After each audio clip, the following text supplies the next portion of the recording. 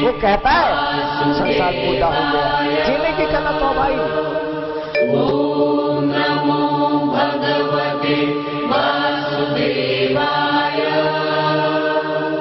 ओम नमो भगवते वासुदेवाय। ओम नमो भगवते वासुदेवाय।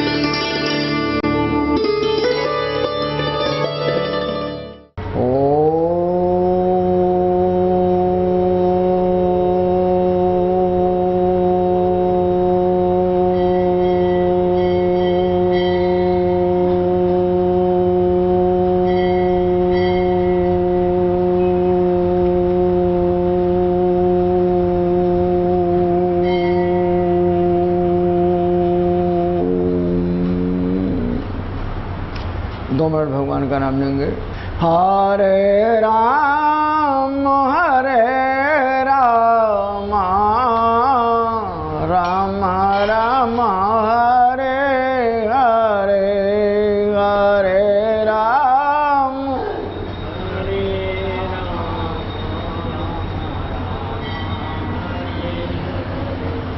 हरे कृष्ण कृष्ण कृष्ण हरे हरे, हरे कृष्ण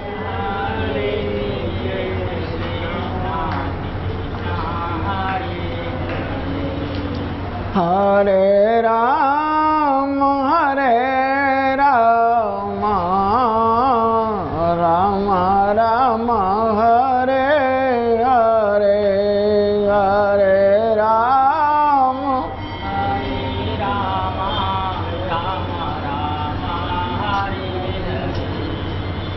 हरे कृष्ण कृष्ण कृष्ण हरे हरे,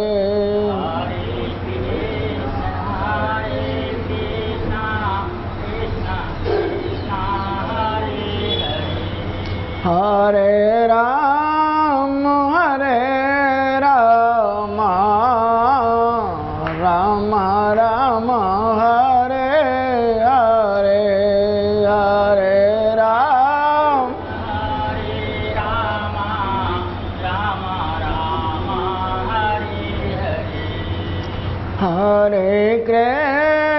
हरे कृष्ण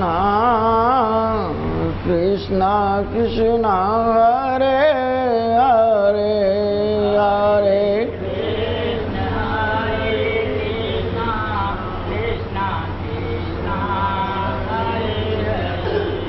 हरे राम राम राम हरे हरे, हरे राम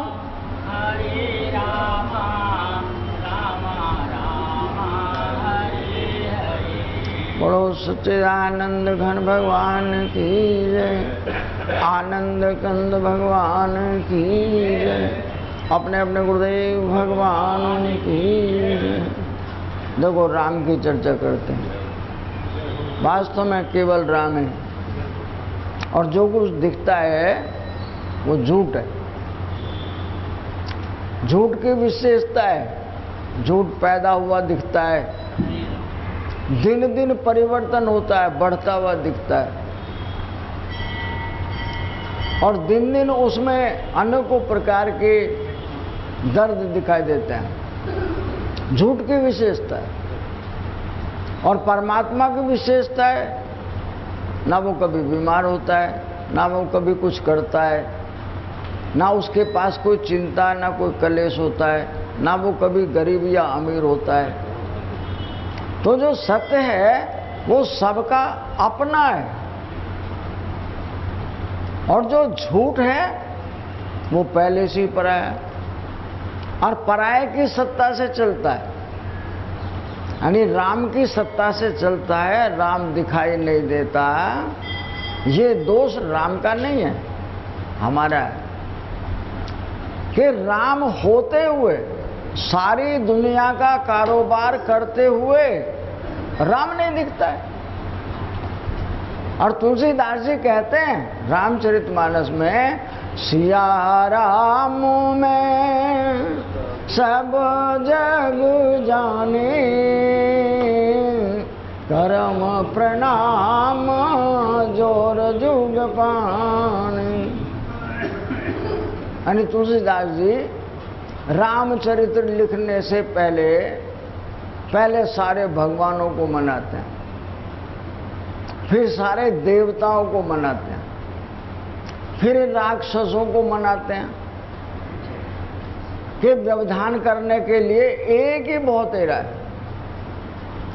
इसलिए उन सबको पहले मिन्नतें करते हैं, भैया राम का चरित्र बहुत बड़ा है और मैं बुद्धि से कंगाल, मैं कुछ नहीं जानता और मैं उसके लिखने के लिए जा रहा हूं।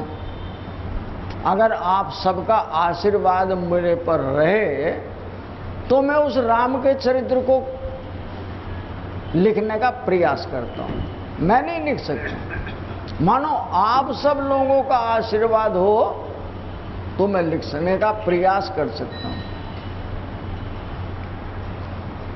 और उसके बावजूद भी कहते हैं कि यहाँ सृष्टि में 4 प्रकार के जीव हैं। अंडज से पैदा होने वाले जो अंडे से निकलते हैं, एक पृथ्वी को फोड़कर निकलने वाले, जितने भी हमारे पौधे हैं वो पृथ्वी को फोड़कर निकलते हैं, एक जेर से उत्पन्न होने वाले, यानी पृथ्वी से, अंडे से, जेर से, यानी चारों प्रकार से जो भी सारी सृष्टि है, और राम सब में व्यापक है। सिया राम में सब जग जाने, यानी राम सारी सृष्टि का राजा है। मैं अब सभी प्राणियों से, जितने भी जीव हैं, एक पसीने से उत्पन्न होने वाले, पेड़ों में भी पसीना आता है, मनुष्यों में भी आता है, पक्षियों में भी आता है, उन सभी जीवों से मैं हाथ जोड़कर प्रणाम करता हूँ, विनम्रता निवेदन करता हूँ कि आप सब मेरे पर अपनी कृपा रखें तो मैं उस भगवान के चरित्र का वर्णन करूं। तो जो इतना सहज स्वभाव, वो तुलसीदास जी कहता है। और हम कोई जरा सा काम नेकी का करिए है ना, डोंडी पीट कर कहते हैं हमने किया, यानी हमें अपने किए हुए का अभिमान है। और एक सारी दुनिया का हिसाब करता है कि सब जगह केवल परमात्मा व्यापक है, परमात्मा से भिन्न इस जगत में कुछ भी नहीं है। और जो दिखता है वो रूप बदलने वाला है, रोज पैदा हो जाता है, बीमार हो जाता है, चोट लग जाती है, चिंता करता है, अटैक पड़ जाता है, सारी बीमारियां उसी को आती हैं। लेकिन परमात्मा को कोई बीमारी नहीं आती। वो संत अनुभव के आधार पर कहता है तुम भी बीमार नहीं हो। आज मैं इस बात का प्रमाण दे रहा हूं तुम्हें। ये इस शरीर में मन और बुद्धि को ढूंढ के देखो, कहां पर है वो? केवल उसी को बीमारी होती है, मन और बुद्धि। शरीर बीमार नहीं होता। आप कहेंगे कि महाराज जी हमारे सामने झूठ बोल रहे हैं, लेकिन मैं तो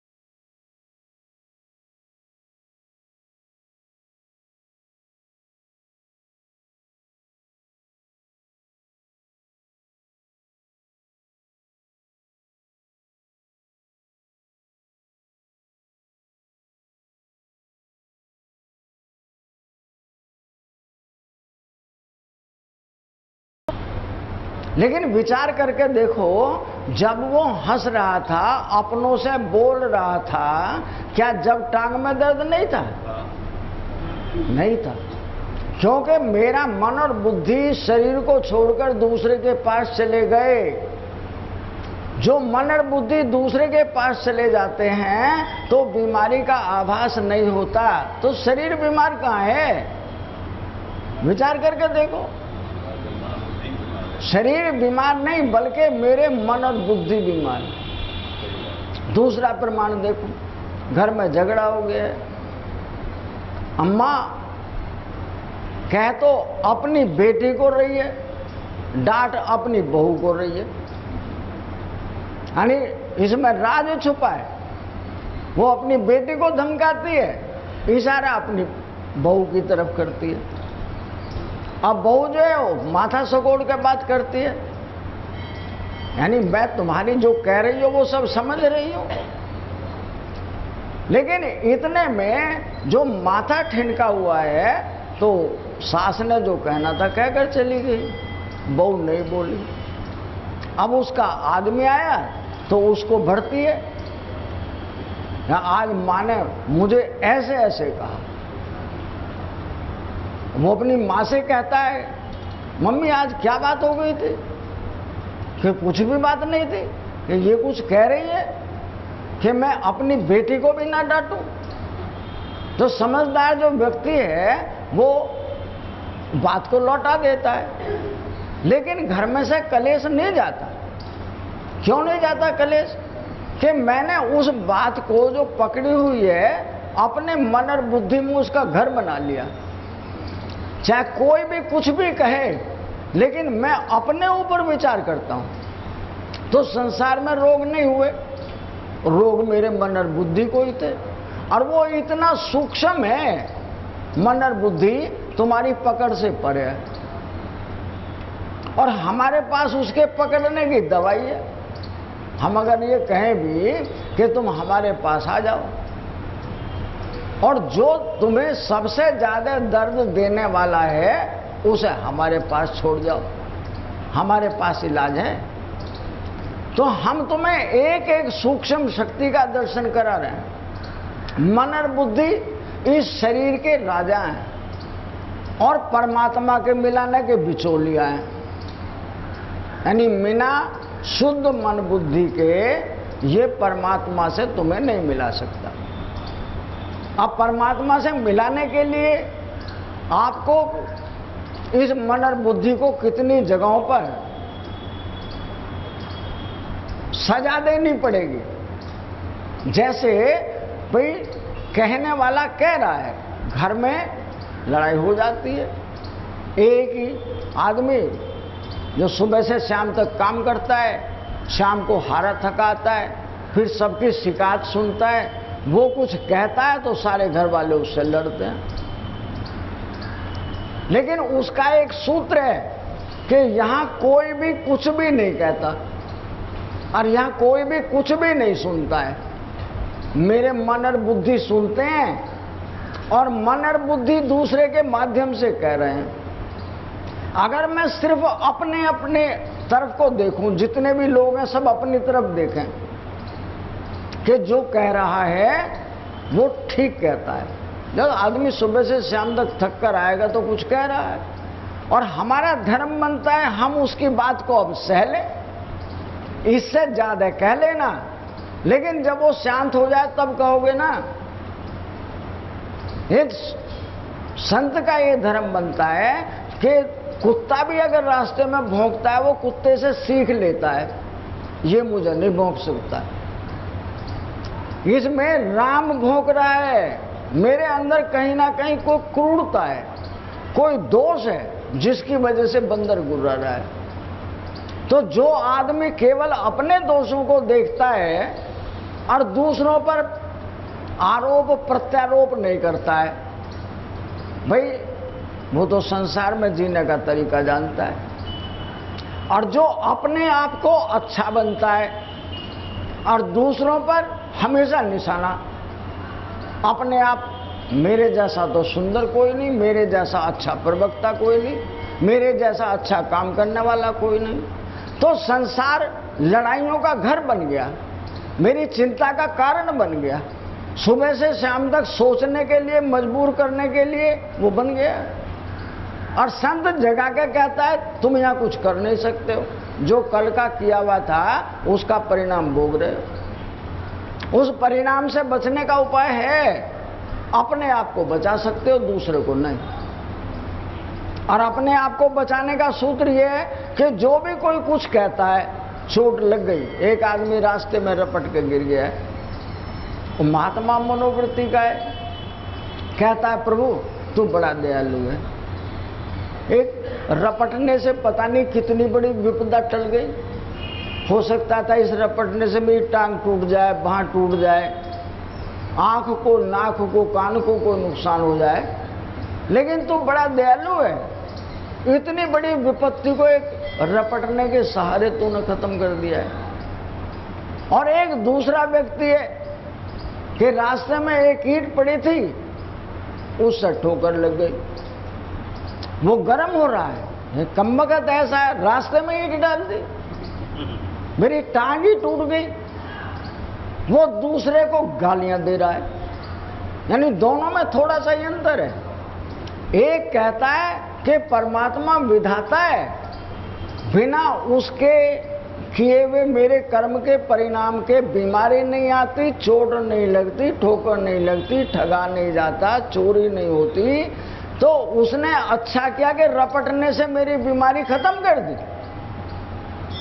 और दूसरा व्यक्ति कहता ठोकर लग गई, ईंट उसने क्यों डाल दी, वो सुनने वाला भी नहीं है, वहां देखने वाला भी नहीं है, लेकिन दूसरे पर आरोप प्रत्यारोप करता है। मानी मैं देख कर चल रहा था, फिर भी ठोकर लग गई।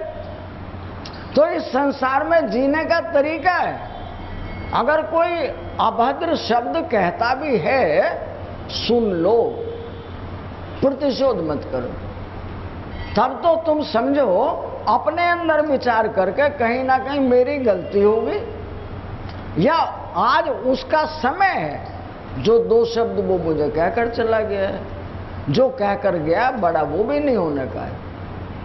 और मेरे लगी नहीं रहने की जो बात उसने कही है, किसी वक्त आने पर तुम उसको ठंडे स्वभाव से, यानी कभी क्रोध का जवाब क्रोध में दोगे तो घर में कलेश आएगा, और क्रोध के जवाब को विनम्रता से दो तो लड़ाई खत्म हो जाएगी। तो हमें ये संत लोग जो हैं, क्योंकि ये अपना जीवन में जो करके देखा है वो बतला रहे हैं कि किसी आदमी को रास्ते में 1000 रुपये मिल गए, तो एक आदमी तो उन 1000 रुपये को उठाकर बहुत खुश है, रुपए किसी के गिरे, उठाए किसी ने, लेकिन मैं मन से जब से वो जेब में पैसे रखे हैं तब से कभी कपड़े खरीदता हूँ, कभी जूते खरीदता हूँ, कभी बालकों की फीस देता हूँ, यानी मैं जेब में रह गया, बाहर की विचारधारा खत्म कर दी। पैसे पराए हैं, मेरे नहीं हैं, लेकिन जब से जेब में आए हैं तब से मेरी बुद्धि मलिन हो गई है। अरे एक संत मनोवृत्ति का है, वो पहले तो उठाएगा ही नहीं, अगर उसने उठा भी लिए तो कहेगा ये पैसे मेरी बुद्धि को खराब करेंगे, क्यों, मेरी मेहनत के नहीं है। जो मेहनत का पैसा नहीं होता है वो आदमी अनाप शनाप कहीं भी खर्च करता है, इसलिए वो विचार करता है इस पैसे को तो मैं मंदिर में दे दूंगा, मेरी जान छूटेगी, मेरा तो है ही नहीं कुछ। इसलिए अगर उसने कहीं से फ्री के पैसे मिल भी गए, कोई जबरदस्ती, कोई आदमी रिश्वत नहीं लेता है, और दूसरा आदमी कहता है जब तक तुम पैसे नहीं पकड़ोगे मुझे संतोष नहीं होगा, तुम पैसे पकड़ लो, काम करना या मत करना। अब आगे वाला क्या कहेगा, भैया तुझे छोड़ने छोड़ जा, वो छोड़ गया, लेकिन लेने वाला लेता नहीं, वो कहता पैसे तो आ गए, अब घर ले जाऊंगा तो मन विकृत होगा, खाने वालों का भी और ले जाने वाले का भी। इसलिए वो विचार करता है कि रास्ते में आश्रम पड़ता है, आश्रम में गया, 500 उसने दिए थे, 100 अपनी जेब से मिलाए कि भैया 600 रुपए ये मंदिर में कल को भंडारा कर देना, प्रसाद बांट देना। कि कैसे हैं कि ये मत पूछो कैसे। अब घर पे जाकर कहता है कि ऐसे ऐसे 500, तो तुम लेके क्यों नहीं आए? वे हमारे काम आ गए होते, हमारी जरूरत पूरी हो जाती।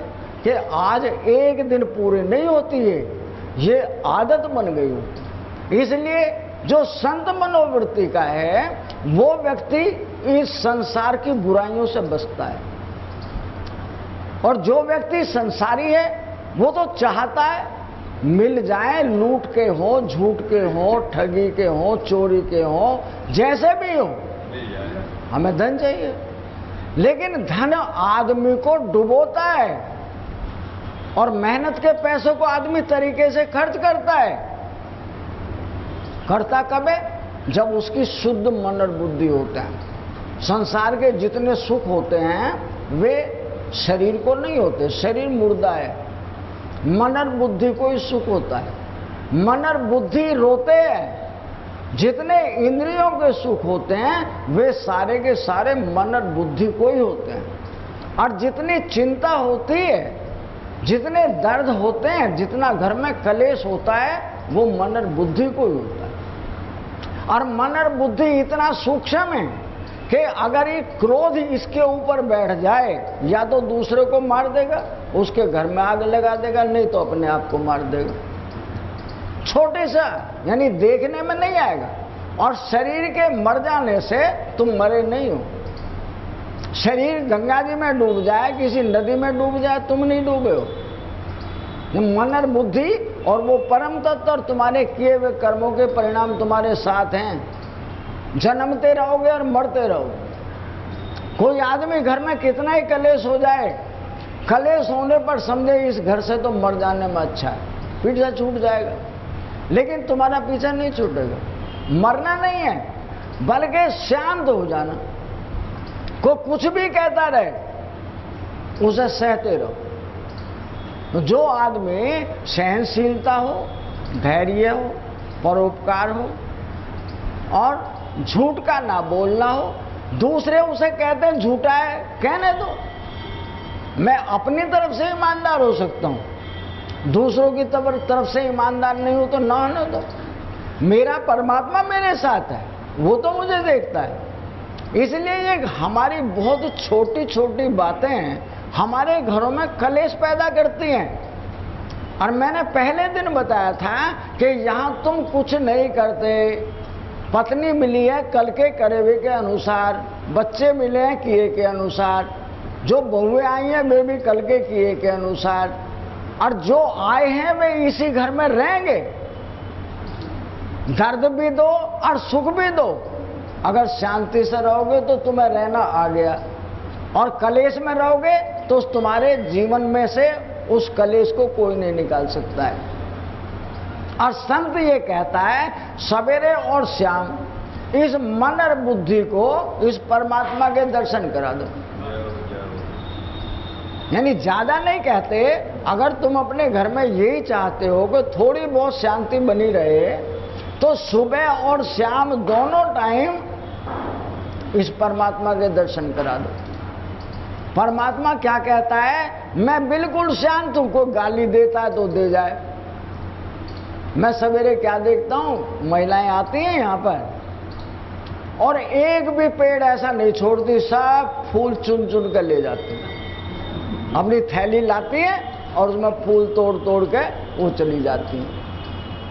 अब माली आएगा, वो देखेगा पौधे पे कोई फूल ही नहीं लगा, और पौधे रो रहे हैं या मैं तो चाहता हूं मेरे 10 संतान हो जाए, और पौधे के जो 2-4 संतान हुए वे पूरी तरह से फली फूली भी नहीं, वो पहले ही तोड़ कर ले गए उसे।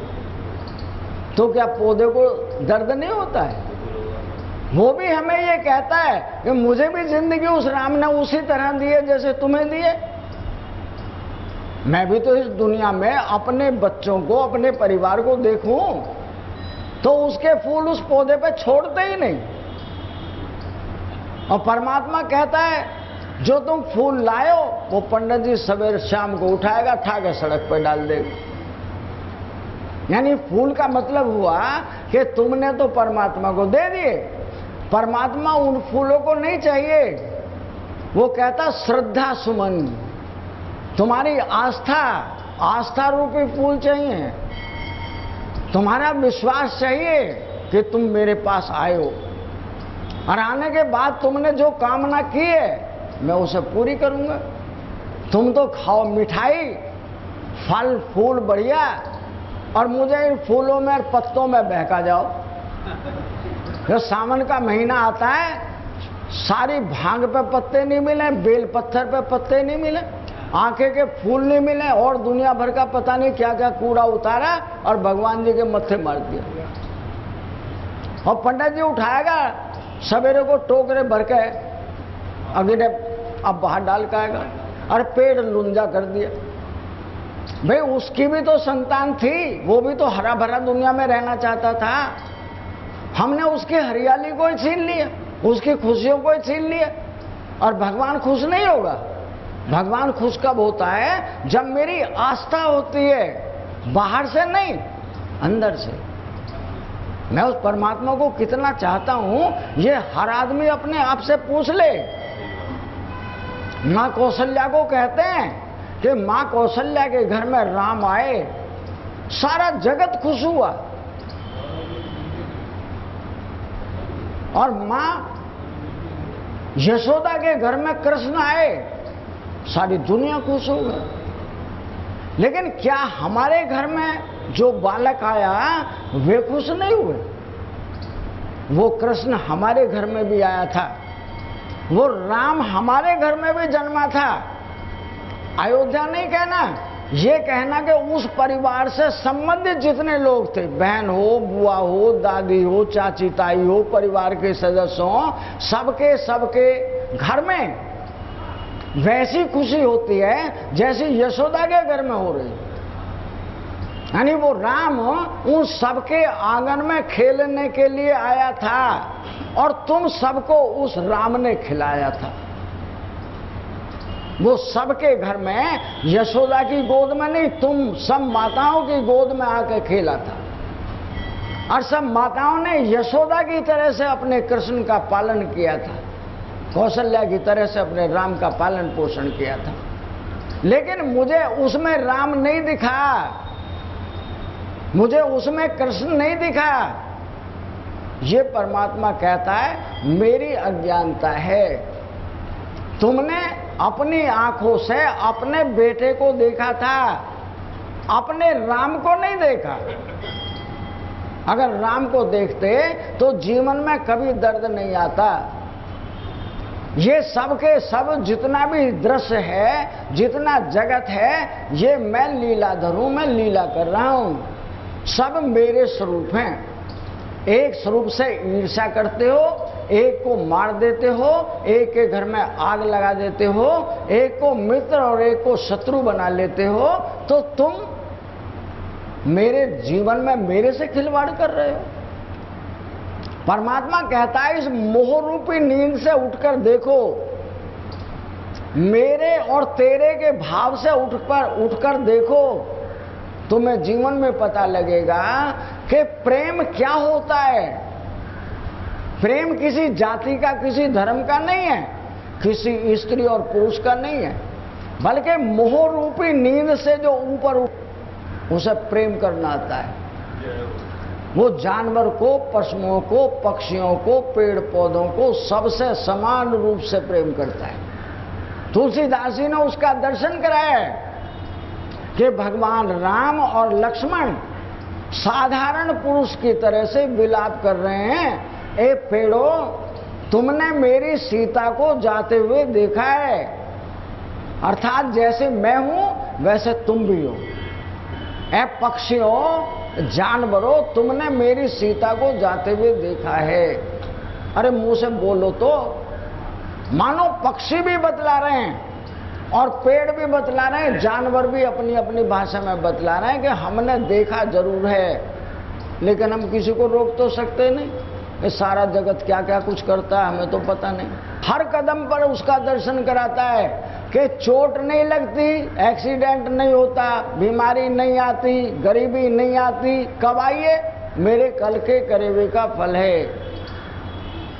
लेकिन मैं अपने को दोष नहीं देता, दूसरे को दोष देता हूं और मुकदमेबाजी लड़ता हूं, बर्बाद हो जाऊंगा, लेकिन अपने भूल लेता हूं। जो चोट लगी है, जो एक्सीडेंट हुआ है, कोई नहीं करना चाहता, हो गया। और जो हो गया है तो उसमें सिवा समझौते के कोई इलाज नहीं है। क्यों? कि जो हुआ था उसे कोई बदल नहीं सकता। और संत उस बात को चेता करके, मानव सोचो जग के रहेगा कितने दिन, सत्कार रहेगा कितने दिन, प्यार रहेगा कितने दिन। लेकिन मुझे अपने परमात्मा पर विश्वास है। ये विचार करके देखो, कोई आदमी घर से निकलता है ना, पहले जेब में पैसे भी रखेगा, खाना भी रखेगा, और भी सामान रखेगा, लेकिन ये समझ कर चले कि परमात्मा है आगे। मैं ऋषिकेश से गाड़ी में बैठा, बैठने के बाद में मैंने देखा पैसे तो मैं आश्रम में छोड़िया, जेब में पैसे नहीं रखे, वो आश्रम में रह गए। तो मैंने कहा भैया मैं नीचे उतर जाऊं, नहीं तो मुझे हरिद्वार तक जाना है, 30 रुपये लगते हैं। कहले बाबा क्या बात है? मैं कहा भैया हरिद्वार तक जाना है, पैसे घर पर रह गए, बैठ जाओ। एक दूसरे आदमी ने मेरा टिकट काट के दे दिया।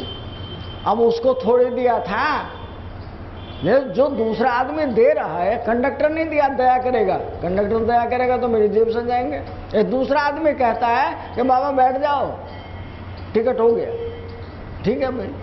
अब इधर से हो गया, उधर की सोचते हैं कि भाई वापस जाना है तो ट्रेन में बैठ जाओ। ट्रेन वाले बाबाओं से पैसा नहीं लेते हैं। मैं चलो आज तो बीत जाएगी, लेकिन हम बिना टिकट के नहीं चलते हैं। लेकिन परमात्मा हमारा ये कहता है कि तू यहां से निकल तो सही, तेरे हर कदम का रखवाला मैं हूं। ऐसा कौन स्थान है जहां पर जो खाने को, पीने को, रहने को मैं ना दूं, पर तुझे विश्वास नहीं है मेरे पर, अपनों पर विश्वास है। इसलिए वो संत जगाकर कहता है, कोई आता कोई जाता, सबसे थोड़े दिन का नाता। कोई आता कोई जाता, सबसे थोड़े दिन का नाता। जिसका भी आश्रय लेते वो आधार रहेगा कितने दिन, सत्कार रहेगा कितने दिन, प्यार रहेगा कितने दिन। वो संत जगाता है, ये मुसाफिरों का देश है। रोज मुसाफिर आते हैं, पुराने मुसाफिर चले जाते हैं, लेकिन मेरी आंख नहीं खुल रही कि मुझे भी जाना पड़ेगा यहाँ से। मैं तो ठेकेदार हूँ दुनिया का, मैं तो यहीं रहूँगा, मुझे नहीं जाना यहाँ से। और परमात्मा कहता है, या उसके संत कहते हैं, 50 साल के बाद में ये घर छोड़ना है, अब दूसरे घर की तरफ मुंह कर लेना चाहिए जिधर मुझे जाना। यानी जो घर छूटेगा उससे अब क्या मोह, तुझे तो आगे जाना है, ये प्लेटफॉर्म खाली करना पड़ेगा। लेकिन मैं तो ऐसे चिपका हुआ बैठा हूं, जब जाएंगे जब देखी जाएगी। अभी तो हमारा है, और रुतबा जमा है बालकों पर कि हम ही कर रहे हैं सब कुछ। तुम क्या कर रहे हो? घर बना दिए, दुकानें बना दी, खाना दे दिया, एक या दो 3 पीढ़ी तक खाते रहना, तुम्हें कमी नहीं आने। ये विचार करके देखो, देने वाला कोई और दे रहा है रात दिन, लेकिन मालिक बना हुआ हूं मैं। परमात्मा कहता है तू जितना मालिक बन, यहां सब छोड़ के जाना पड़ता है। यहां का माल बरतने के लिए मिला है, इस्तेमाल खूब करो, खूब खर्चो, खूब खाओ। लेकिन एक दिन जिस दिन तुम्हें जाना पड़ेगा, यहां का माल यहीं छोड़ना पड़ता है। यहां से कोई तिल भर ले नहीं जा सकता। तू झूठ बोल के ला, चोरी करके ला, मिलावट करके ला, धोखाधड़ी कर भोगतेगा तो तू अपनी करनी का भोग। लेकिन यहां के माल में से तिल भर ले नहीं जा सकता है। तो कहता है कोई आता कोई जाता, यहां मुसाफिरों का देश है। कोई आने पर है, कोई जाने के लिए बैठा है। सबसे थोड़े दिन का नाता। तो संबंध भी कितने दिन का है? एक बालक है, उसे खिलाया पिलाया बड़ा हुआ, उसे नौकरी लगी, शादी कर दी। अब शादी होने के बाद में कह रहे बेटा अच्छी सी नौकरी देखना। नौकरी अच्छी सी देखी तो पहुंच गए बेंगलोर। यहां से हम बैठे हैं यहाँ पर, बालक पहुंच गया बेंगलोर। हम समय से बुढ़ापे में हमारा सहारा है, वो बुढ़ापे से आने से पहले ही चला गया। नौकरी जी मैं तो यहीं खुश हूं, अब मुझे आने की जरूरत नहीं है। तो जिसमें हम सुख ढूंढते हैं वो सहारा था हमारा, कि जिसको हम मेरा कहते हैं कि ये हमारे वक्त पे काम आएगा, वो पहले ही उंगली छुड़ाकर चला गया। तो संत जगाता है हमें कि तुम ही आए थे अकेले, तुम ही ने अच्छे बुरे कर्म करे थे अकेले ने, और तुम्हें अकेले को भुगतने पड़ेंगे। पैरों में दर्द हो, सिर में दर्द हो, आंखों से ना दिखे, कानों से ना सुनाई दे, या कोई अपनी कान टांग आंख देने वाला नहीं है। यहां तो सब मतलब ही हैं। जब तक मतलब निकलता है लोग तुम्हारे गीत गाएंगे, और मतलब निकालने लायक कल ना रहो, कितनी अच्छी प्राण प्यारी हो, 4 दिन चारपाई पे बैठ जाए टट्टी पेशाब के लिए। वो कहता है भगवान तू इससे तो भगवान ठा ले तो अच्छा है, तेने मुझे जिंदगी नरक बना दिया। और पुरुष भी चारपाई पे लेट जाए तो पत्नी भी यही कहती है। तो यहां सब मतलब ही कोई किसी का नहीं, कोई आता कोई जाता, सबसे थोड़े दिन का नाता है। कोई 40 साल 50 साल 60 साल, उसके बाद में सब अपने अपने रास्ते चले जाएंगे। जिसका भी आश्रय लेते वो आधार रहेगा कितने दिन। एक बूढ़ा मर गया, उसकी अरेस्टी में गए। जब अरेस्टी हो चुकी, पगड़ी की रस्म पूरी हो गई, तो उसके 4 बालक थे, वे चारों के चारों बिखर गए। कहने लगे हमें न्यारा करो आज, भाई घर तुम्हारा यहीं, जमीन तुम्हारी, सब कुछ यहीं पर है, आज नहीं तो कल न्यारे हो जाना। कि नहीं, जो आने वाले मेहमान है यही न्यारा करेंगे। अरे इनके सामने क्यों तमाशा दिखा रहे हो भाई। अब कोई उस महिला के लिए माँ को कहता है उनकी को, भाई ये हमारी बुआ है, हमारे बाप की बहन है, हम इसे ले जा रहे हैं, इसके सब वजह से झगड़ा है, इसको हम ले जा रहे हैं, तुम्हारे पास सारी जिंदगी कभी नहीं आएगी। तो उनमें से एक बालक कहता है हमारी माँ पे 50,000 रुपए तू दे जा, हमारी माँ को कहीं ले जा। यानी ये सहारा है। माँ तो सोच रही है कल के लिए बच्चे मेरा सहारा हैं, और बालक कह रहे तू कल मरती तो आज मर जा, हमें तो पैसा दे जा, हमारे खेत बांट जा, हमारा धन बांट जा।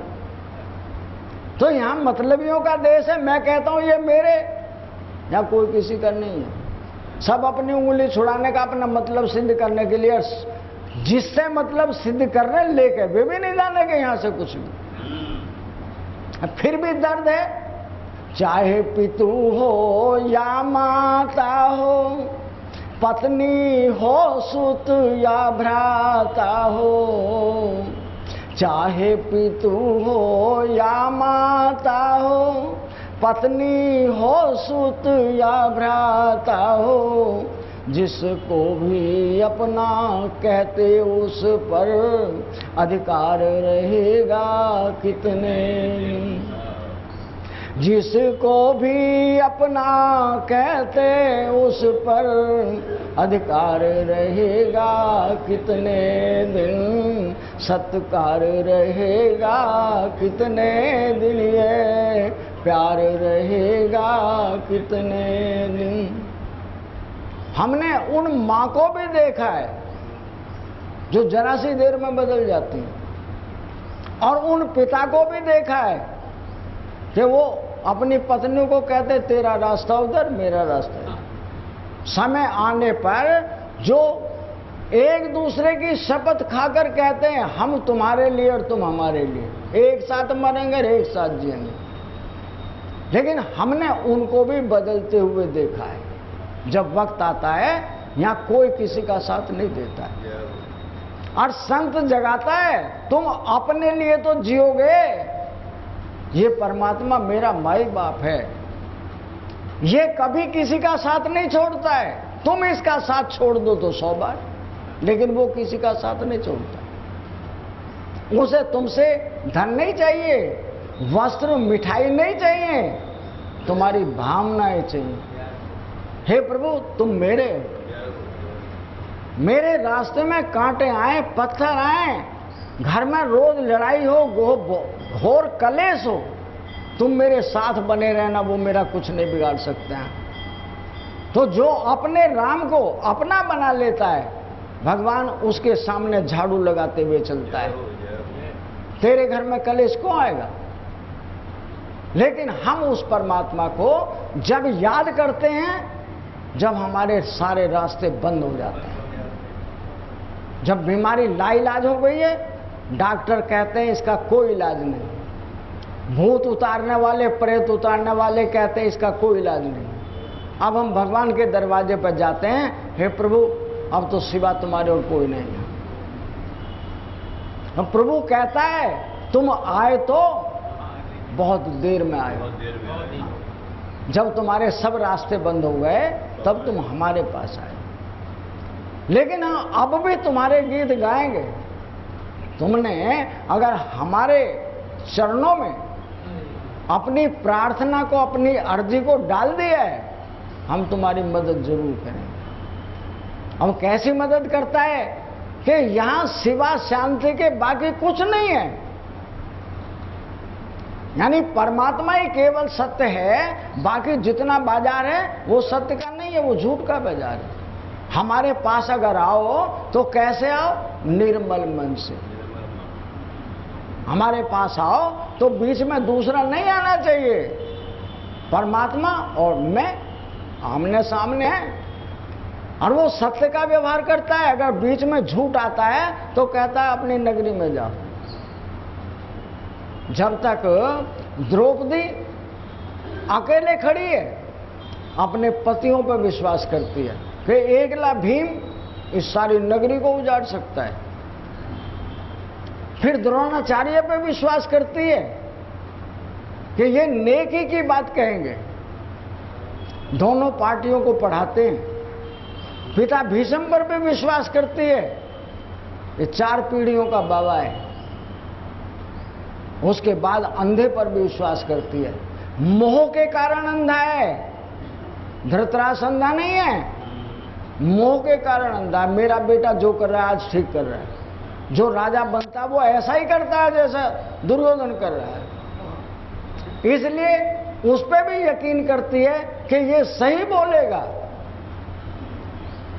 धृतराष्ट्र अंधा है, कुछ नहीं बोला।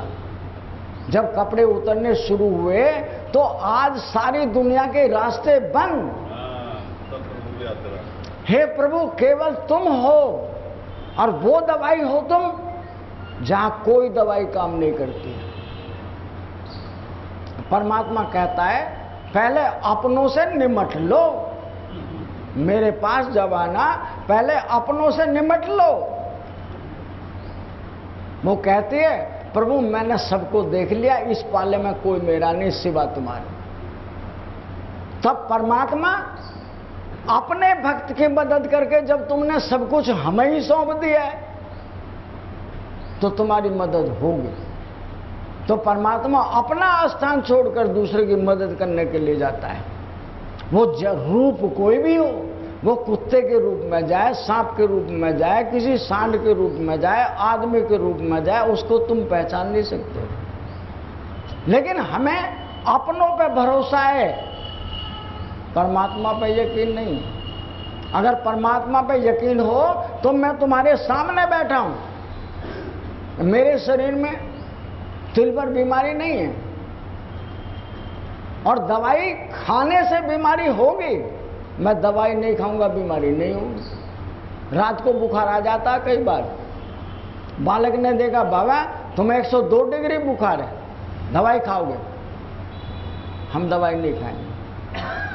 और बुखार सवेरे चला जाएगा। हम सवेरे 3 बजे 3:30 बजे नहा लेते हैं, बुखार विदा हो जाता है। रोग है कहाँ? भाई शरीर है, किसी की धरोहर है, मैंने उसको सौंप दिया, तू इसे सही रख, बीमार रख, जैसा तेरी मर्जी रख इसको। जब वो रखेगा, वो इसका मालिक है, तो क्या वो इसे बीमार बनाएगा? वो बीमार नहीं बनाता है। वो बीमार कब बनाता है? जब मुझे उस पर विश्वास नहीं, अपनों पर विश्वास है तो बीमार बनाता है। मुझे अपने धन पर भरोसा, परिवार पर भरोसा, सेवा करने वालों पर भरोसा है, उन डॉक्टरों पर, उन पंडितों पर भरोसा है। लेकिन परमात्मा कहता है जो हम पर भरोसा करता है उसका सारा ठेका हम लेते हैं। लेकिन यहां पर जब तक तुम अपने आप में उस परमात्मा का, देखो भगवान कृष्ण अपनी गोपिकाओं के साथ नृत्य कर रहे हैं, रासलीला कहते हैं। सारी गोपिकाएं कहती हैं प्रभु ऐसे नहीं, आप अकेले हैं, हम अनेक हैं, हम हर सहेली के साथ आप अलग अलग रहेंगे तो नृत्य बनेगा, अन्यथा नहीं बनेगा। कहते हैं हम ऐसा ही कर लेते हैं, मानो हर गोपी के साथ में उतने स्वरूप भगवान कृष्ण के बन जाएं। ऐसा नहीं है। सत्य क्या है? उस सत्य को तुम जान नहीं सकते कि सत्य गोपिका कहते हैं जो मेरे अंदर छुपी हुई हैं, हो सकती हैं, और उन सब का स्वामी एक है। अब तुम जितने लोग हो सब में राम बराबर है, राम भिन्न नहीं हो सकता, राम के टुकड़े नहीं हो सकते हैं। अब सबके सब लोग अलग अलग रो रहे हैं, सबके सब अलग अलग दुखी हो रहे हैं, अलग अलग चिंता और कलेशाओं से सारे दुखी हैं। लेकिन सबके सब अगर इस मंदिर में आ गए, आश्रम में, उनके सबके रोग एक ही आदमी के पास है, उन सबका इलाज। राम उसमें भी उतना ही है जितना तुम्हारे अंदर है, पर तुम्हारी सारी बीमारियों को यहाँ रख लेगा, बशर्ते तुम मेरे पास से प्रतिज्ञा करके जाओ इस बात के लिए कि हमारा राम है, माँ बाप भाई बहन रिश्ते नाते हमारे नहीं, रहना उन्हीं के पास, रिश्ते नातों में सब काम करना। लेकिन राम को अपना बनाओगे तो तुम्हारा फायदा हो जाता है। ऐसे वो संत चेताकर कहता है कि जितनी गोपिकाएं हैं इस शरीर में कृष्ण एक ही है, लेकिन वो सबके साथ नाचता है अलग अलग। हम भागवत में सुनते हैं कि भगवान कृष्ण ने जेल में से 16,000 महिलाओं को, स्त्रियों को छुड़ाया और उस राक्षस दानव को मारा जिसने अपनी जेल में बंद कर रखा था। भाई अहंकार रूपी रावण हुआ, अहंकार रूपी दुर्योधन हुआ, अहंकार रूपी कंस हुआ, अहंकार रूपी हिरण्यकशिपु और जितने भी हुए, उन सबके सब ने, उस अहंकार ने शरीर की सारी शक्तियों को अपने कब्जे में कर लिया। जितनी भी अंदर की शक्तियां हैं सबको अपने कब्जे में कर लिया और अपने मनमानी करी उसने।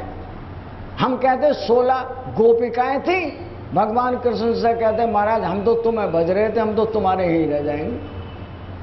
अरे जो मेरे अंदर नाभि में 16,000 नहीं, इससे भी कितनी ज्यादा नाड़ियां हैं, सबसे ज्यादा नाड़ियां मेरे नाभि में और उससे थोड़ी कम नाड़ियां मेरी खोपड़ी में।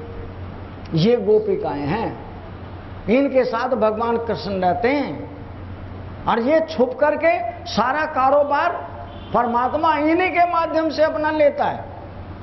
लेकिन मुझे वो नहीं दिखती। जब ढोलक पे थाप पड़ती है और साज बजता है, मैं नाचना शुरू हो जाता हूं। ये गोपिकाएं नाच रही हैं। गोपिकाएं तो मेरे भीतर हैं।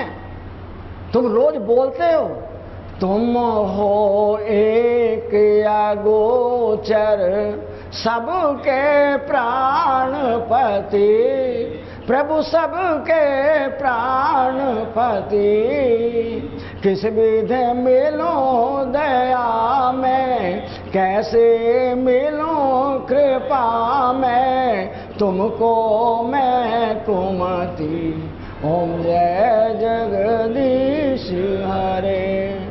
तुम हो एक अगोचर, अगोचर का मतलब दिखने वाले नहीं हो। सृष्टि तुम्हारी है, सारी सृष्टि के राजा तुम हो, सब में को रोम रोम में बैठे हो, पर तुम अगोचर हो, दिखते नहीं हो, और सबके प्राणों के स्वामी हो। जितने जीव हैं वे बिना तुम्हारे जिंदा नहीं रह सकते हैं। मैं किस में मिलूं प्रभु? मैं तो भोला हूं, मैं कुछ नहीं जानता। आप उंगली पकड़ के लेकर जाओ, जो मैं आपके दरवाजे तक पहुंच सकूं, अपनी इस दरिद्रता को, चिंता कलेश को मिटा सकूं। आप मेरे पे कृपा करो महाराज। तो उसकी कृपा तो हमेशा बनी हुई है, लेकिन मेरे पर अपनी कृपा कब होगी? यानी उसकी कृपा तो सारे जीवों पर समान रूप से है, लेकिन मेरे पर अपनी कृपा कब हो? अपनी कृपा तब होगी जब मैं अपने पास से कुछ छोड़ूं।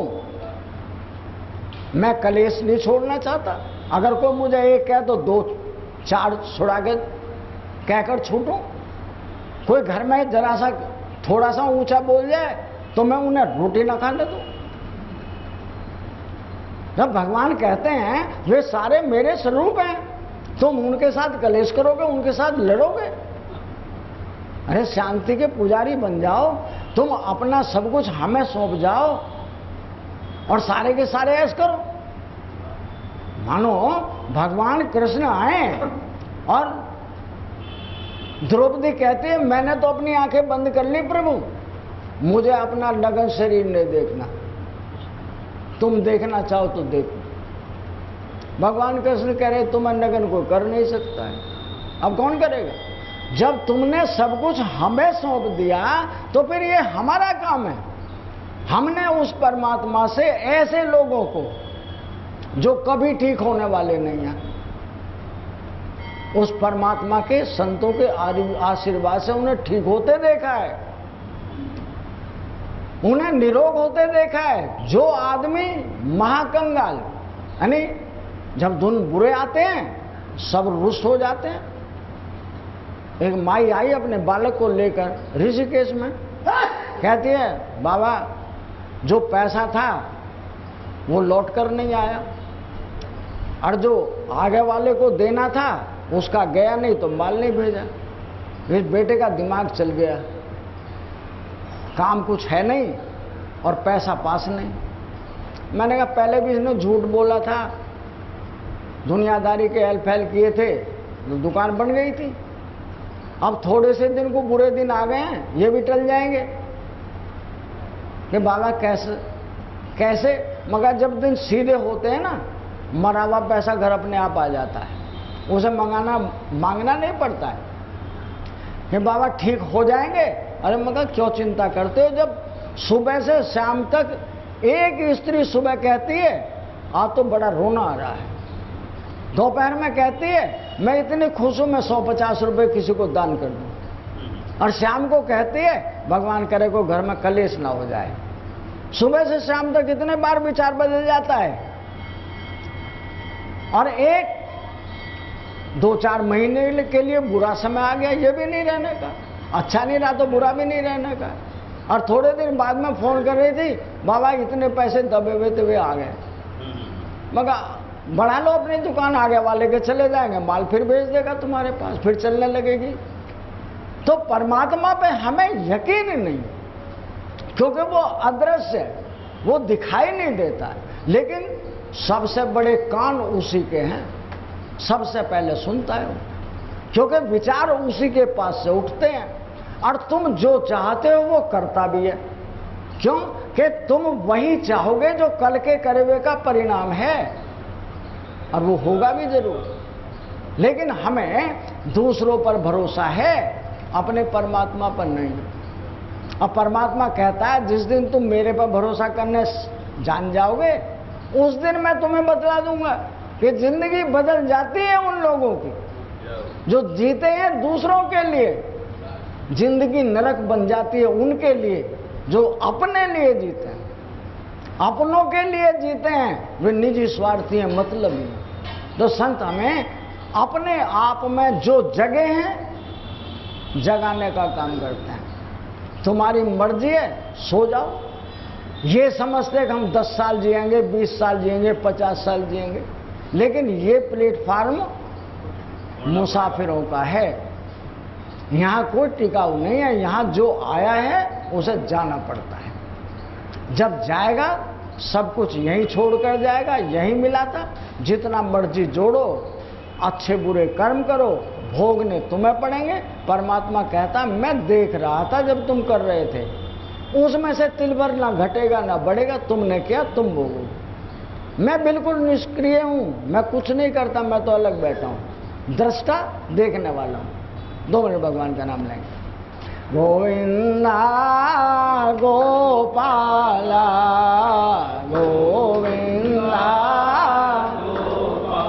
राम मेरा मुरली मनोहर नंद लाला, मेरा मुरली मनोहर नंद लाला।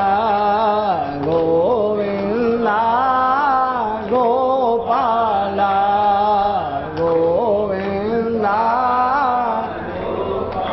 ला, मेरा मुरली मनोहर नंद लाला, मेरा मुरली मनोहर नंद लाला। गोविंदा गोपाला गोविंदा